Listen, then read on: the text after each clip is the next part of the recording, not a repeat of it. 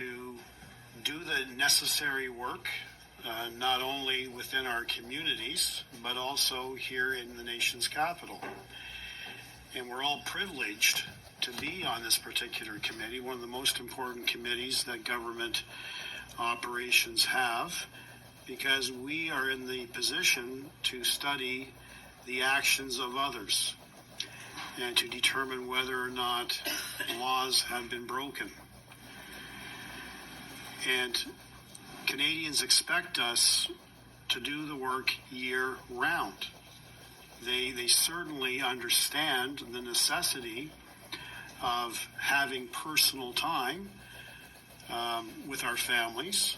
And when you take a look at the actual parliamentary calendar, we have an abundant amount of time to spend not only with our families, but with our constituents. In fact, it's a running sort of point of contention between myself and my spouse, who quite often is supportive of the work that I do here on the Hill, but misses the old Larry Brock, where although he could be busy throughout the day in courts. You miss him too? Thank you. She and my children had comfort in knowing that I would return to the house in the evening and wake up in the house in the morning. It is a difficult task being a parliamentarian, and we probably all have similar stories with our respective families. It's an ebb and it's a flow, and there are good times and there are bad times, but ultimately the job entails us to be away at significant points of time. But when you look at the entire calendar, and this is how I justify it to my spouse, quite often goes in one ear and out the other, but I think she listens to and understands the rationale. I'm actually working here in Ottawa less than I was actually inside a courtroom. We have a very generous summer break. We have an extremely generous Christmas break. We are off at Thanksgiving. We are off at March break, often 2 weeks at a time. We are off during the May holidays.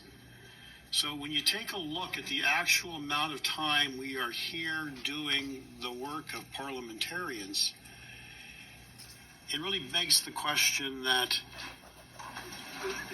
the Canadians don't have the same sort of privileges that we have.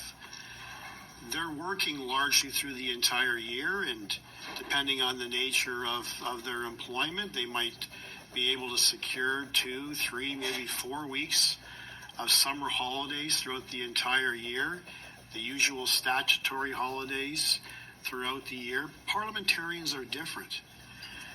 So when I take a look at the nature of this motion, what message am I communicating with my constituents that my 2.5 months of summer vacation is more important to me and to my family than doing the work of parliamentarians here in Ottawa, particularly when we've got dark clouds of unethical, scandalous, and corrupt behavior by this government. There was a point in time in the last 6 or 7 months where I often remarked, pretty much every other week or so, another scandal erupts from this government. But lately, it's almost on a daily basis. There are nuances that are coming out of scandals that we have been studying in numerous committees. And I just read a recent report in one of the nationals that made the conclusion, or drew the conclusion that I totally agree with, that unfortunately this is just the tip of the iceberg at the level of this corruption in the Justin Trudeau government. Mm-hmm. So I can well imagine, without even taking a straw poll of constituents in my riding, if I said my 2.5 months trumps the purpose by which you sent me to Ottawa, they would be appalled at that. And I think as adults and as parliamentarians, we can talk and walk, we can chew and walk, chew gum and walk at the same time is what I'm trying to say.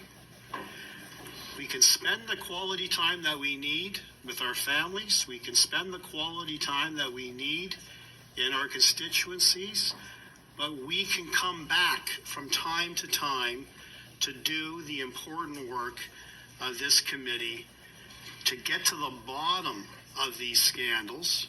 I'm not saying that we're going to complete this, Mr. Chair, by the end of the summer, but by completely shutting off our ability to conduct work unless it's an emergency under 106.4, I think misses the point.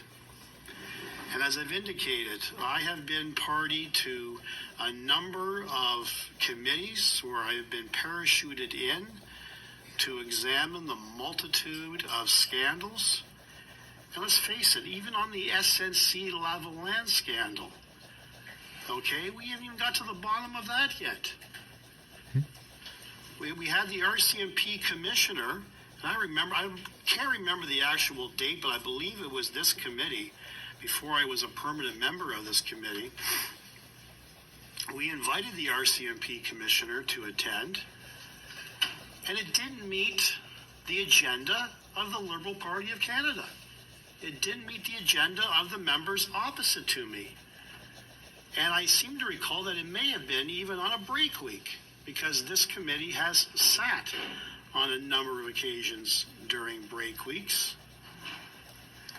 And I remember the RCMP commissioner, before he even had a chance to give his opening statement, a motion to adjourn was brought by a Liberal member, and it was granted.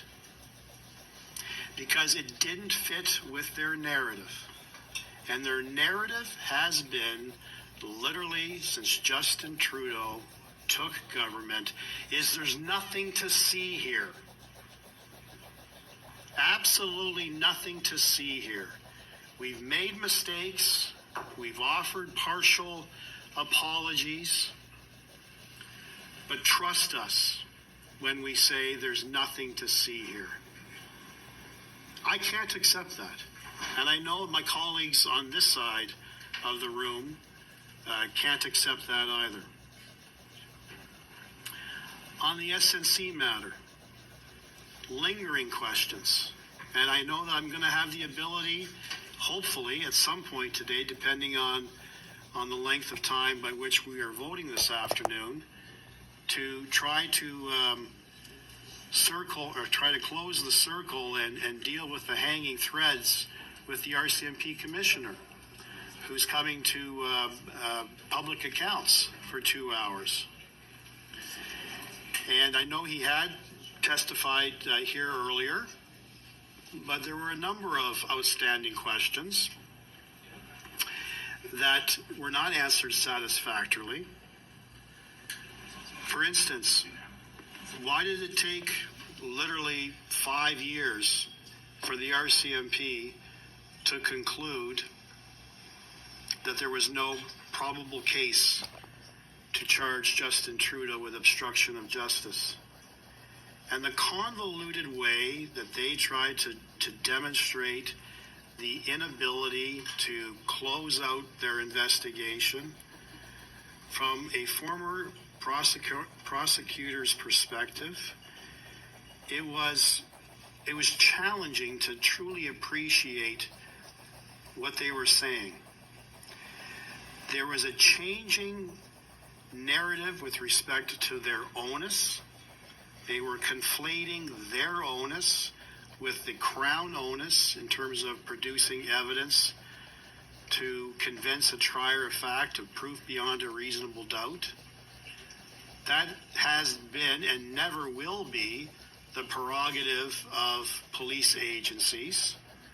Their sole mandate, which is an extremely low standard, is there reasonable and probable grounds? For instance, is there reasonable and probable grounds to believe Justin Trudeau should be charged with the criminal offense of obstruction of justice. There are two facets to the prosecution of obstruction of justice. One is, what is the actus reus? What is the actus reus? What did he do to obstruct justice? And I think the evidence is abundantly clear. It's unchallenged. It's confirmed in the report by former Commissioner Dion that he had a political agenda.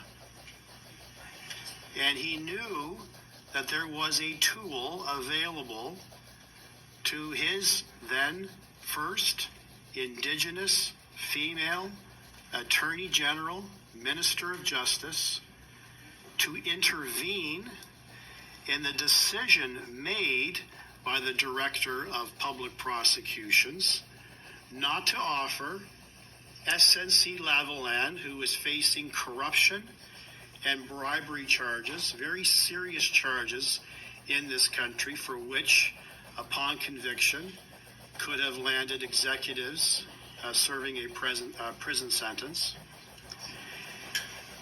He wanted Jody Wilson-Raybould to deviate from her prosecutorial independence and intervene in that decision to offer the deferred prosecution agreement.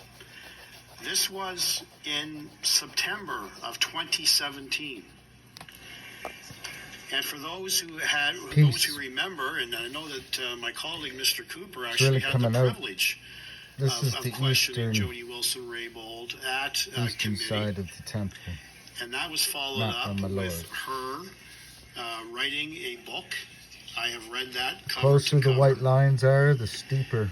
And it's appalling the steeper at the lengths the terrain by is. which our Prime Minister crossed the line between interference, obstruction, it's like a fortress on a pedestal, and allowing her to exercise her independence. But anyway, she made it abundantly clear God to bless. him during that